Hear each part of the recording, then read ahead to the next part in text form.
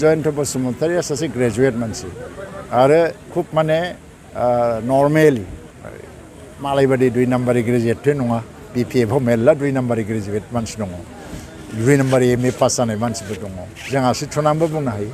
खिन्थु बे जेनुइन मानसि आरो टिचारबो खालामदोंमोन आरो समासो देखायगोन पार्लामेन्टआव जेला प्रथम बे स्पिच लाखिगोन ओइदिननो बेबादि बांसावनायफ्रा गासिबो जिर' जागोन बेथ' गाबोनसिम दङ 5 तारिख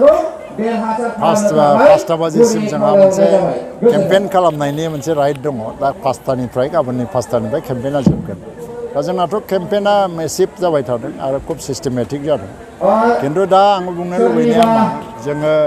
खुनु राजनैतिक दलखौ नेग्लेक्ट खालामा आरो बयखौबो जोङो मोनसे प्रतिद्वन्दी हिसाबैनो लायो जोंनि कन्टेस्टेन्ट हिसाबैनो लायो जों बयजोंबो समानैनो गेलेगासिनो दं BPF आबो मोनसे नङा मोनसे भट शेयार दङ कंग्रेसआबो दङ बा दिनैहाय सोरबा बिनिता देखायाबो थागोन आरो इन्डिपेन्डेन्टफ्राबो थागोन दा UPPL आ UPPL हिसाबै दिनै NDA BJPनि मदद आरो AGPनि मददजों खुब माने जरदार जोङो केम्पेइनाव नांबायदों आरो जेराव थांदों जेरैहाय दरं उदालगुरियाव दा हाजार माने बर' रायजो राजायानो जा गुबुनानो जा दिलीप सैखियानो भट होनानै देरहासार खालामनो थांगासिनो दं फ्राय 3.5 लाख भटनि डिफारेन्सआव दिलीप सैखिया देरहानो थांगासिनो दं दा क'क्राझारावबो जों दा नुदों चिफ मिनिस्टारा दा गोबां मिटिं खालामबाय निकासियाव खालामबाय मानासाव खालामबाय बिजनियाव खालामबाय सिडलियाव खालामबाय काजलगावआव सालाकाथि खालामबाय आरो मैया माने माबायावबो खालामदों बे बिजनियावबो खालामदों आरो बिदिनो मोननैसो जायगायाव खालामबाय माने गसाइगाव गोबां जायगाफ्राव आरो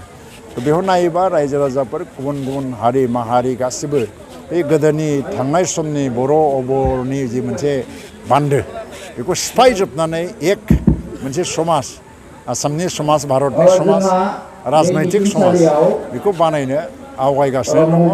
ओंखायनो जों देरहासार जादों जिहेतु MCC model code of conduct सोलिबाय थानाय समाव अरुणदय ब्रह्ममोन होननानै BPF बुंदों दिनैसिम खुनु बिदि अर्डार गैयामोन रेस्ट्रिक्सन गैयामोन खारन दङब्ला मोनसे निर्देश फैयो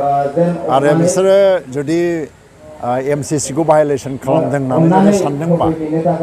बहुद आगोलावनो बिसोरो कमप्लेनखौ होनांगौमोन बिसोरबो होआखै खिन्थु दा जेननोसै मोनसे अबस्थायाव बेखौ कमप्लेनखौ होदों खिन्थु इलेक्सन कमिसननिफ्राय मोनसे जेनेरेल मोनसे इन्सट्राक्सनसो दङ जे जोङो खुनु जिनिस सेंसन खालामनो हाया स्किम सेंसन खालामनो हाया खिन्थु नोङो कमिटमेन्ट होनो हायो थ' बे फर्म रानदों माबा रानदों बे मानसिफोरनो कमिटमेन्ट होनाया there is no violation of model code of conduct दा बेथ' दा गैलाबो गैला नाथाय बियो बेसेबां सैथो मोनगोन ना मोना दा जिहेतु फर्म मोननायफोरा जिखिनि कमिटमेन्ट इलेक्सननि आगोल 2021नि आगोलबो चिफ मिनिस्टारा जि कमिटमेन्ट होदों 1 लाख साख्रि होगोन होजोब्बाय लामा बानायगासिनो दङ जों दा BTC ओनसोलाव 7 जन MLA फ्रानो खमसे खम 800 किल'मिटारसो लामा बानायबाय 800-900 किल'मिटार आरो BTC आथ' बानायगासिनो दं बे कमिटमेन्टफ्रा लाखिजोबनानै दङ साख्रि होनाय मानायनिफ्राय लानानै जिहेतु बेबो 100% फुल प्रुफ मोनसे कमिटमेन्ट फर्मा होनाय होयैजों खोथा गैया होआबाबो होगोन अरुणदयखौ जायफ्रा रेशन कार्ड दं जि परियाला बिसोरनाव सासे अरुणदय होगोन मोनैफोरनो आरो न' बां मोनैफोर PMAY नि आन्दाराव बेहाय मुख्यमन्त्रि आवास योजना खालामनानै बिसोरनो न' होजोबनाय बेफोरबो फुल प्रुफ मोनसे गेरेन्टि जिहेतु गेरेन्टि होनायाव खुनु मडेल कड अफ कन्डाक्टआ जोंखौ होबथानो हाया जिहेतु बिथां BPFनिफ्राय बुंबाय थादों जयन्त बसुमतारि बिथाङा इंलिस हिन्दी रोङा होननानै मा फोरमायगोन माबेनिफ्राय जाज खालामनानै नायखो जयन्तखौ इंलिस हिन्दी रोङा बे बुङाखै दाबो कास्टम बे गथ' गोरलै मानसिथ' बियो सोरबा बुंनो थिननायखौ बुंदों आरो जेबो नङा खिन्थु माजों जाज खालामनानै नायखो जयन्तआथ' दासिमबो इंलिसबो बुङाखै इंलिसखौ बुंनायनानै इंलिसआ बुंनाया जायाखैबा नोङो इंलिस रोङा होननो हायो हिन्दीखौ बुंनानै 20 बोसोर सम नांगोन हिन्दीया जायाखैबा नोङो हिन्दीया भुल होनना बुंनो हायो दा आंबो रायजो सभायाव थांदोंमोन 2002 सनाव आङो थांजेनबा आंनि खुगायाबो बायामोन खारन बेवहाय खाम्फाबाबो सोरबाबाबो इंलिस मिडियाम बेकग्राउन्डआव फरायनानै फैनाय मानसियाबो बे मोनसे पार्लियामेन्टआ मोनसे सागर बादि आं बिराद गिदिर गिदिर मानसि लोगो मोनदों इभेन दा आम्बानी परियालनि अनिल आम्बानीयाबो रायजो सभायाव दंमोन आं जेला दंमोन आरो बै जे माने सासे बिजय मालिया होननाय दंमोन बिराद गिदिर इन्डास्ट्रियेलिस्ट दाथ' लन्दनाव खारनानै दं बिसोरखौबो आं नुदों आरो साफा साफा रिटायार्ड जाजफ्राबो फै थाङो खिन्थु फार्स्टे 2-3 बोसोराव राज्य सभा बादि मोनसे क्रिटिकेल जि मोनसे फराम बाव थांनानै सोलोंनो सम नाङो आरो गसंनानै बुंजेनोबा इंलिश मिडियाम बेकग्राउन्डनि मानसियाबो मोदोम मावो थ' this is a very big forum and बावहाय बिभिन्न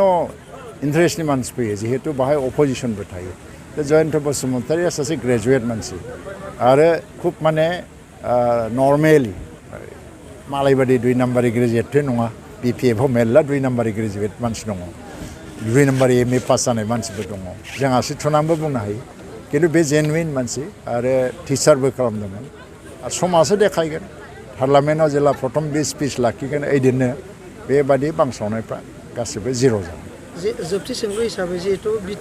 बिटिसि बिसायख'थिनि सिगां बर'नि माखासे पर्टेल निउसफोरखौ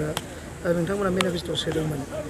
फाइनान्सियेल एसिस्टेन्टनि सापर्ट खालामगोन होननानै बुंदोंमोन नाथाय बियो दिनैसिमसो जाफुङाखै होनना खौरांगिरिफ्रा बुङो बिनि सायाव मा बुंनायगोन दा बियो मोनसे बिटिसिनि प्रग्राम आं बाहायनि सायाव बुंनांगौआ थिग नङा बिटिसिनिफ्रायसो बे जिनिसखौ प्रजेक्टखौ लाबाय थादों दिनैसिमबो बियो नेगेटिभ नङा पजिटिभैनो दङ इभेन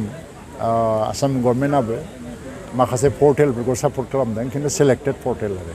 सेलेक्टेड पर्टेल जेखौबो गासिबो खालामजोबाखै खिन्थु बिटिसिआ बे बेलायाव खामानि मावगोन होननानै आं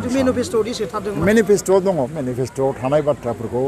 मावफुंनो थाखाय मालाबा 5 बोसोर नांनो हागौ मालाबा 3 बोसोर नांनो हागौ 2 बोसोर नांनो हागौ मोनसे प्लेन प्रग्रामनि बाथ्रा बिनि सायाव नोंथांनि कमेन्टआ मा जागोन आं अलरेडि बुंबाय नङा मा कमेन्ट सोंबाय थादों बेथ' आरो अलरेडि मोनसे मेनिफेस्ट' दं बिटिसिआसो मावगोन आरो बिटिसिनिफ्राय मावगोन बेखौ जों